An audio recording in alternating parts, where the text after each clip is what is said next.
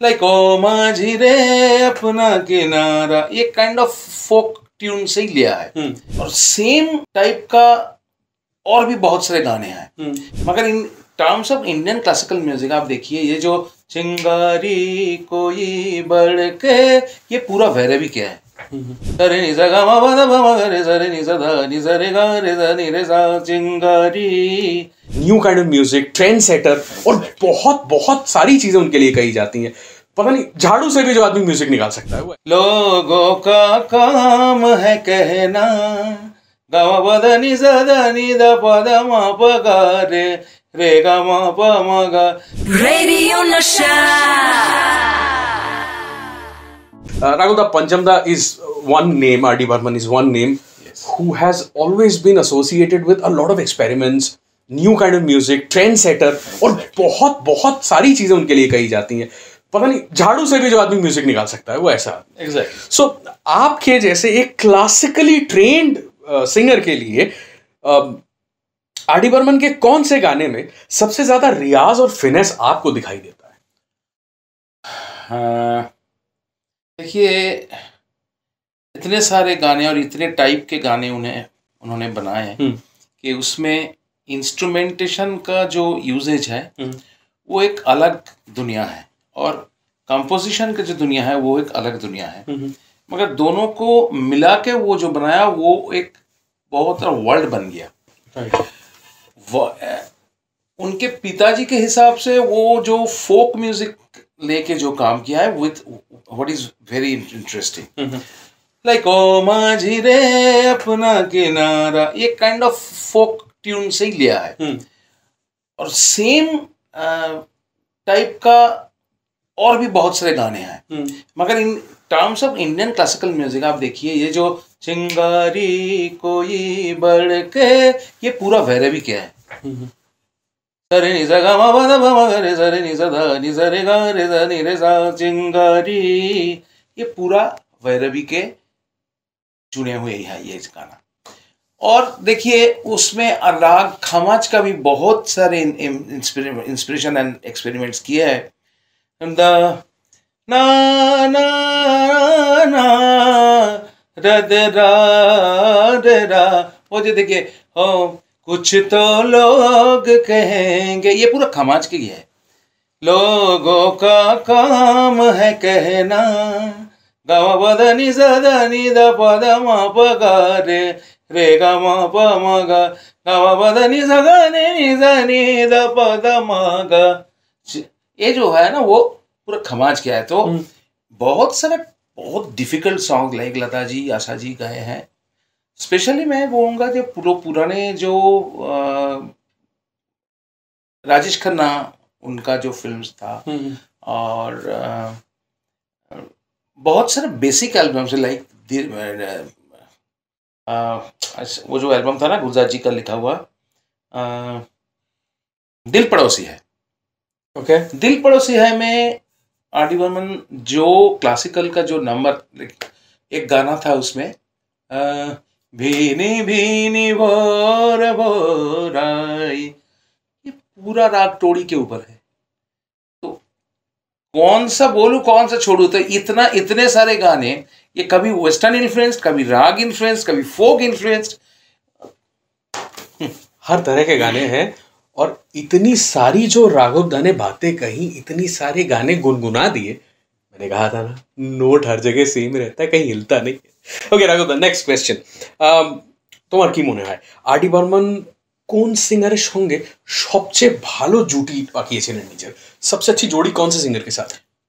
আমার মনে হয় যে आशा जी, किशोर कुमार मेनली,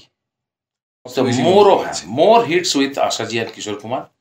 অ্যান্ড আশা জি তো R.D. বর্মনের স্ত্রীও ছিলেন, তার কারণ সেই রকম জুড়িটা মেন্টালি এবং মিউজিক্যালি হয়েছিল বলেই উনি অনেকে বিয়ে করেছিলেন। রাইট।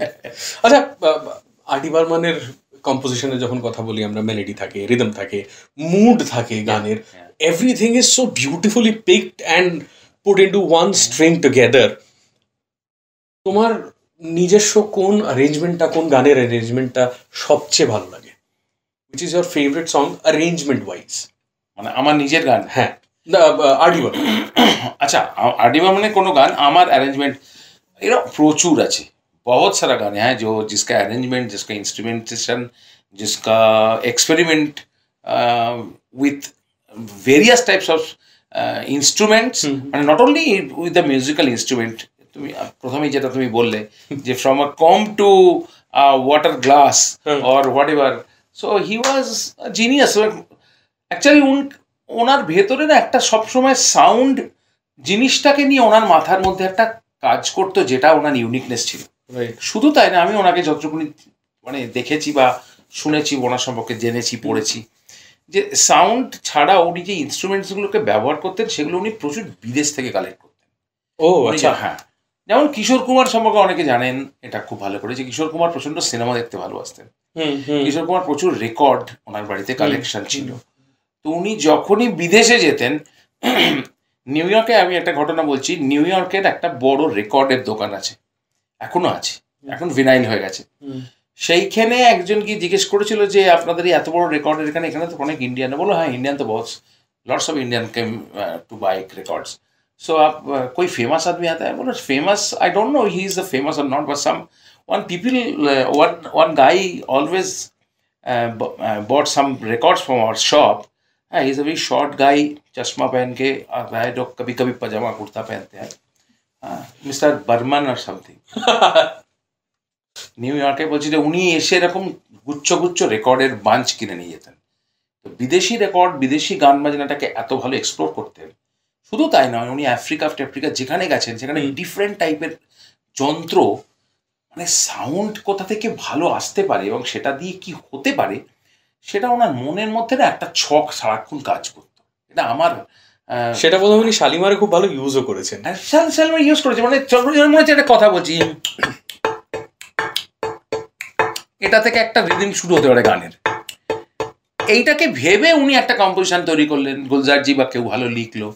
এবার আর একটা বিরাট ফ্যাক্টর আমার যেটা মনে হয় যে অনেক এমন আর্টিস্ট পেয়েছিলেন লাইফে, তা ঠিক। হ্যাঁ, আমি একটা জিনিস তৈরি করে সেটা আমি কাকে দিয়ে গাওয়াবো বা কাকে দিয়ে অভিনয় করাবো, আমার মেটেরিয়ালটা দারুণ, কিন্তু সেই কোয়ালিটির আর্টিস্ট না হলে আমি তো সে গাইতেই পারবে না। সুতরাং সেই আর্টিস্ট্রিটা ওনার মধ্যে ছিল এবং উনি অ্যান্টিসিপেট করতে পারতেন যে আমি এই ইনস্ট্রুমেন্টটা দিয়ে এই ইনস্ট্রুমেন্টটা বানাবো, এটাতে এরকম একটা গান তৈরি করবো এবং এই আর্টিস্টটাকে বলবো যে ওয়ান চান্স গিয়ে দেবে। এই পুরো ব্যাপারটার মধ্যে ওনার একটা মানে একটা ফিল, মানে একটা উনি সেটা অ্যান্টিসিপেট করতে পারতেন, যে এন্টায়ার সিনটা চোখে দেখতে পেতেন যে আমি এই যন্ত্রটা দিয়ে এই গানটা বানাবো, এরকম একটা গানের লেখা হবে, এরকম একটা সিচুয়েশন হবে, আর এই আর্টিস্টটা গাইবে। প্রত্যেকটা গানের মেকিং এ সিনেমা হয়ে যাবে, এবং কাদের পেয়েছে তুমি সেটা চিন্তা করো না। একদম একদম। কিশোর কুমার, মোহাম্মদ রফি, লতাজি, আশাজি, শৈলেন্দ্র সিং, ভূপিন্দর সিং তার গিটারিস্ট প্লাস আর্টিস্ট, মানে মিউজিশিয়ানদের তুমি বলো, এখানে ভানুগুপ্ত ছিলেন, মনোহারি সিং, এরা যাদের পাশে আছে, মানে যাদের ওনার অ্যাসোসিয়েটেড লোকগুলোও এমন লেভেলে যে উনি তো নিশ্চিন্ত মনে বলে দিলেন এটা করে দাও, এটা হবে, বাকিটা তো বাকি যে লাস্ট মানে যা করা সেটা ওরা করতেন, কিন্তু উনি ওইরকম একটা মানে ওরকম একটা টিম ছিল বলে উনি এগুলো ভাবতে পারতেন, জানতেন যে এক্সিকিউশনটা এই লোকগুলোর হাতে দিলে এক্সিকিউশনটা বেরিয়ে আসবে, আর বাকিটা তো ইতিহাস। একটা কথা আমি সবসময় ভাবি, যেমন মিউজিক্যালি যারা শিখেছেন তাদের জন্য আমরা যেরকম musically we don't know anything, we don't understand that অতটা, সো আমাদের জন্য আর ডি বর্মনের গান হলো গান, আমরা গানের মতন করে শুনছি। বাট তোমরা যখন শোনো, তোমাদের জন্য কি প্রত্যেকটা গান একটা নতুন মিউজিক্যাল ক্লাস হয়? হ্যাঁ, সেটাও খানিকটা বলা যায়, কারণ আমি যখন ছোট জন্ম থেকে বড় হয়েছি, আমার বাড়িতে বিরাট রেডিওতে আর ডি বর্মনের গান বাজতো, বড় রেকর্ড প্লেয়ার ছিল, প্রচুর গান বাজতো, আমার কাকা টাকারা সব বাজাতেন।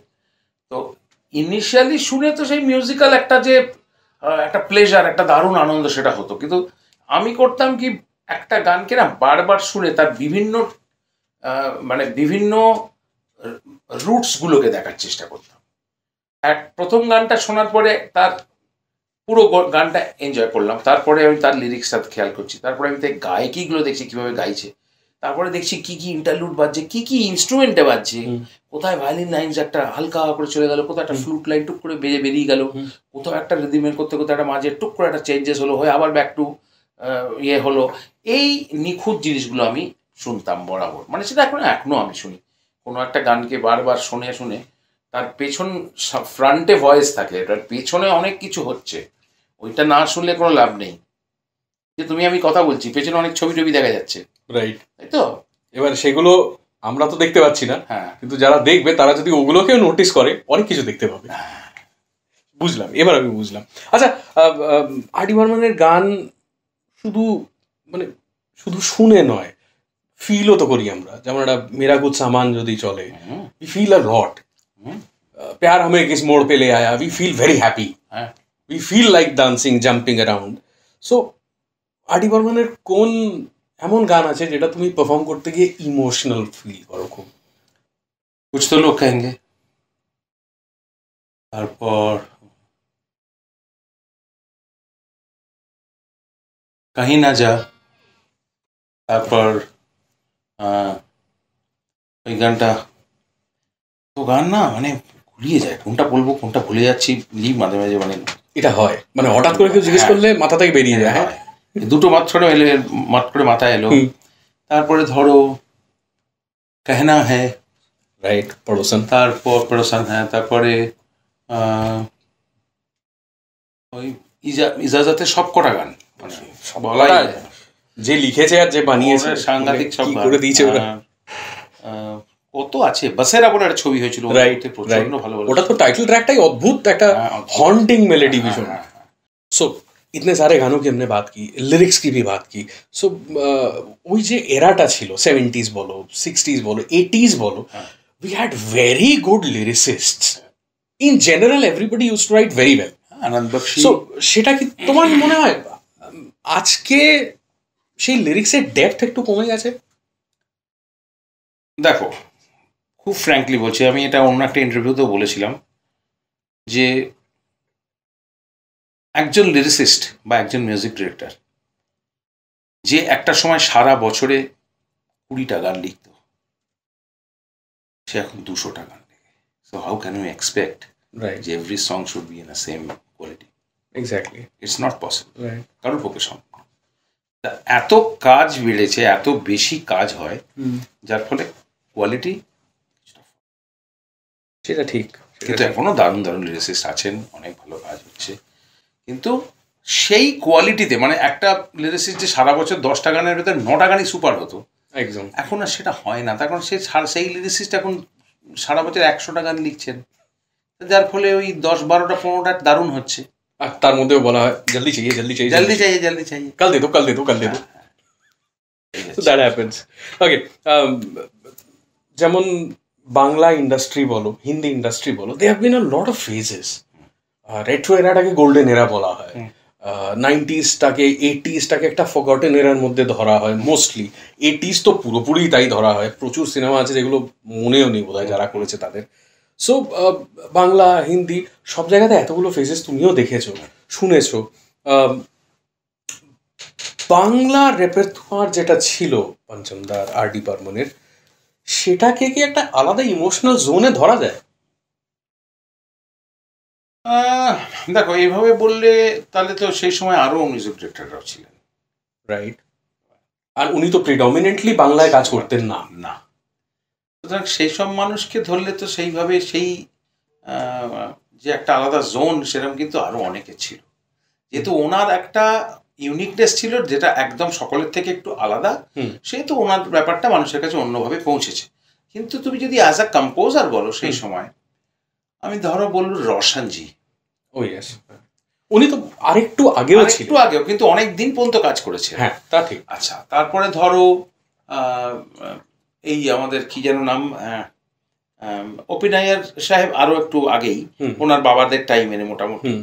কিন্তু যেমন ধরো সি রামচন্দ্র, রাইট।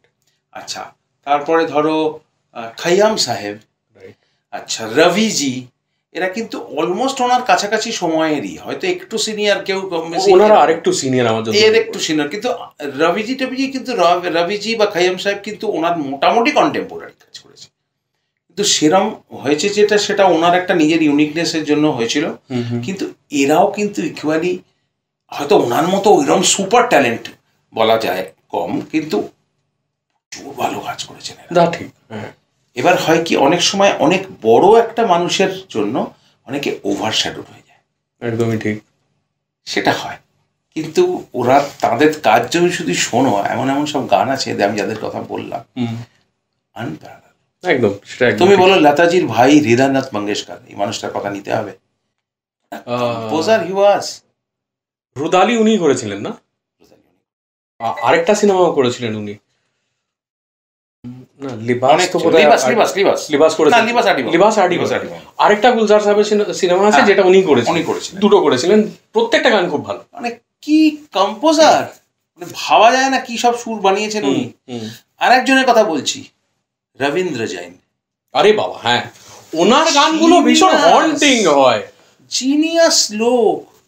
মানে রবিজির মতন এরকম মানুষ, আমি ওনার সাথে কাজ করেছি, রবিজির সাথে। মানে কি কোয়ালিটি, কি জ্ঞান, কি কম্পোজিশন, তার ইন্টারলুড প্রিলুড সব হারমোনিয়ামে বাজিয়ে বলে দিত। এটা পঞ্চমদারও ছিল। তা এই মানুষগুলো ছিল, কিন্তু অনেক সময় অনেক কিছু ওভারশ্যাডোড হয়। রবীন্দ্র জৈনের নাম নিলে তুমি, ওনাকে আমি অ্যাজ আ 90s কিড আমি কিন্তু টিভির ওই মহাভারত ধার্মিক সিরিয়াল থেকে, মহাভারতে নয়, উনি ছিলেন রামায়ণ, জয় শ্রীকৃষ্ণ, মানে এগুলো তো রামায়ণ সাগরের গুলো। রামায়ণ সাগরের পেটেন্ট লোক ছিলেন উনি, তখন উনি একটু ডিভোশনাল গানের ইয়েও করতেন, কিন্তু কি সব ছবি করেছেন উনি। সবচেয়ে বড় তো হলো ওইটা কোন দিশা মে চলা বটইয়া, কি চিতচোর, প্রত্যেকটা গান এখনো তেরি গঙ্গা মাইলি সবকটাই ওনার। কি গান! এন্ড ওনার যতগুলো অ্যালবাম আছে, every song is a hit, every song and cult classic. Heavy হয়ে যাচ্ছে ব্যাপারটা। আচ্ছা, আর.ডি. বর্মনের মিউজিকটা প্রত্যেকটা জনরাতেই চলে যায়। You can touch and feel each and every genre, every mood. তোমার জন্য জনরা বেস যদি কোনো একটা অ্যালবাম বা একটা সিনেমার গোটা অ্যালবামটা বলা হয়, সেটা কোনটা হবে? ইজাজত। আচ্ছা, প্রাইভেট অ্যালবাম দিল পড়োসি হ্যায় যেটা বললাম। ওকে। আচ্ছা, মঞ্জিল।